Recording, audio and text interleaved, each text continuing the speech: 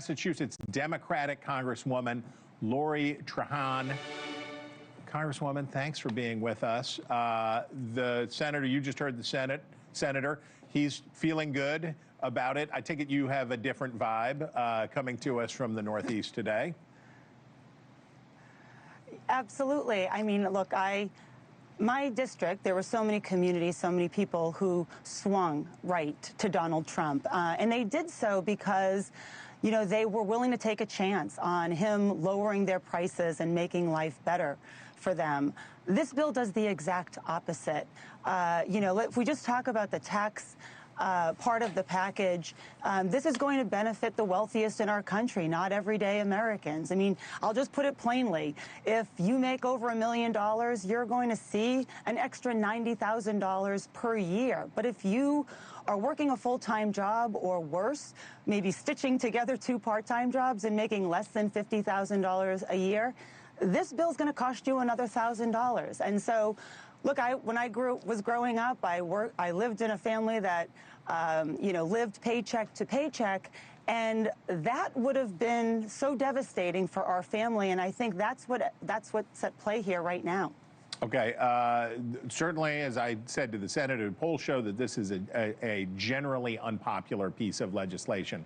But one of the things that is popular in the bill is extending the 2017 tax cuts, especially for those people making less than 6 figures. Tax Foundation estimates that 62% of Americans would see their taxes increase if the rates are not extended, and the biggest jumps for those making under $200,000 a year. If the Republican bill did fall apart, let's say, would you vote for a clean extension of those 2017 Trump tax rates? Look, I think Democrats would love to have a conversation about how we get a tax policy that benefits more Americans and not just the wealthiest 1%.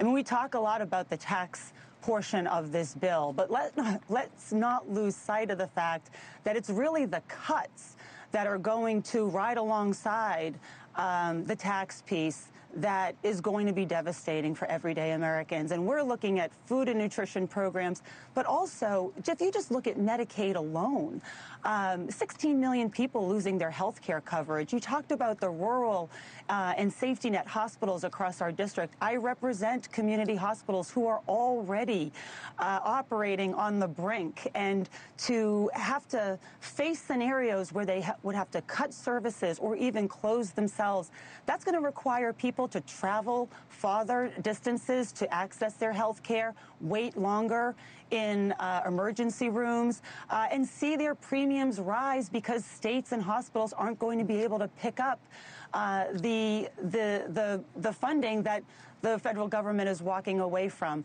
Not to mention what will happen to our seniors. So many of them who rely on Medicaid and Medicare to stay in assisted living centers and nursing homes, they're facing an uncertain future, as are their sons and daughters, who may have to take them home and take time out of work and come up with caregiving costs that they hadn't anticipated.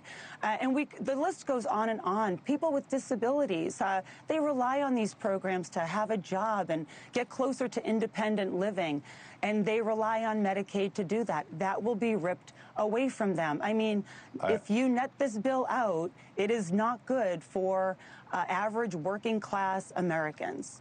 Thank you for watching. Subscribe below and download our NewsNation app right now on your phone, and you will get fact-based, unbiased news for all Americans.